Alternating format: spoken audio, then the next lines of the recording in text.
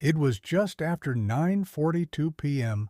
on the rainy, wind-slicked night of November 3rd when the only sound echoing through the narrow cul-de-sac of Alderwood Lane was the mechanical hum of a faulty street lamp and the occasional swish of wet leaves dragged along the pavement.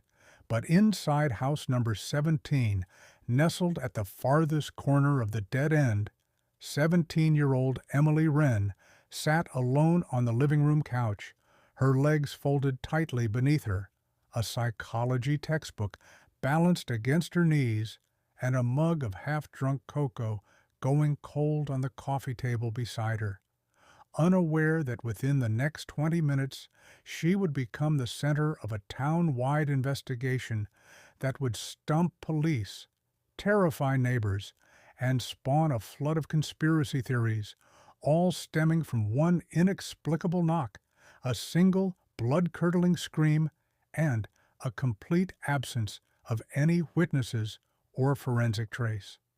Earlier that evening, Emily's parents had left for a faculty dinner at the college where they both taught, and she'd declined the invitation, opting instead for a quiet evening at home with her study materials and their aging dog Baxter, who now lay snoring gently near the fireplace, undisturbed by the occasional flicker of thunderlight that illuminated the backyard.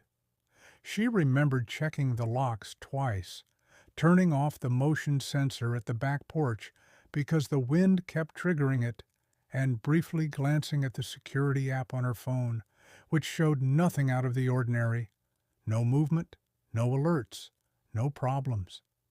By 9:30, she'd begun to doze off, the textbook slipping slightly from her grasp, her breathing slow and even, when suddenly, sharply, clearly, there came a knock, not at the front door, but at the narrow wooden side entrance beside the laundry room, a door they rarely used, and which led out into the gap between their house and the neighbor's hedge wall, a narrow corridor no wider than 3 feet, barely visible even in daylight. The knock came again, louder, more insistent, just 3 precise raps, and as she sat bolt upright, her heart already racing, she realized Baxter hadn't stirred. In fact, he seemed oddly still, his ears not twitching, his body frozen as if in sleep paralysis, and when she called his name, he didn't respond.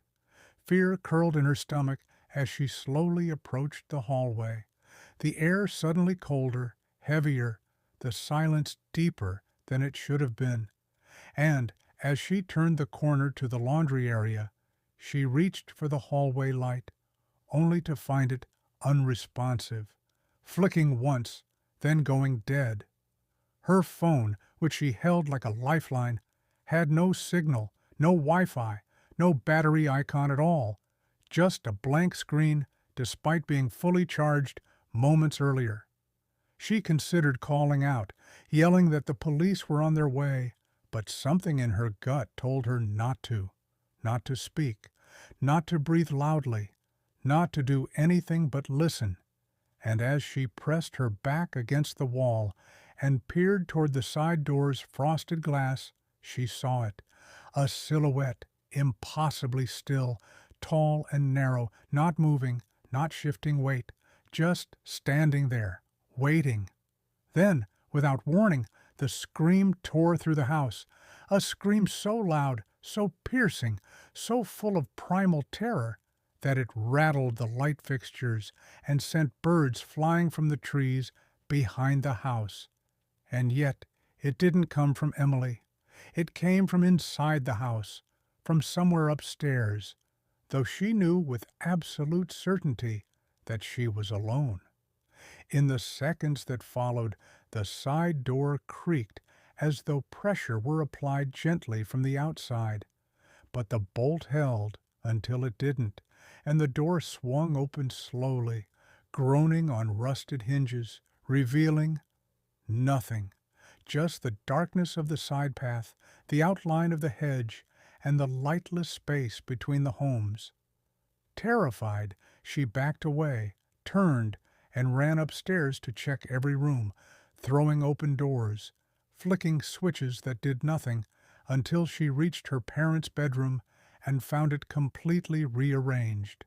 The bed stripped of sheets, the window open despite the rain, and on the pillow a single item rested, her phone, now glowing softly with a single notification that read, "Witness removed." The rest of the house was undisturbed, no broken windows, no signs of entry, no footprints, no wet floor, nothing that could explain what had just happened. When her parents returned at 10:14 p.m., they found Emily sitting silently at the top of the stairs, her eyes wide, unblinking, holding the dog in her lap. But Baxter was stone still, cold, eyes open yet lifeless, with no cause of death identifiable.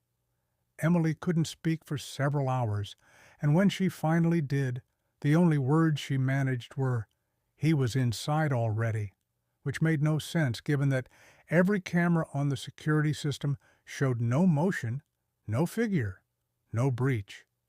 In the days that followed, local police launched an extensive investigation, combing through every inch of the house, the yard, and the surrounding properties, but came up empty. No DNA, no hair, no fingerprints, not even the wet imprint of a shoe.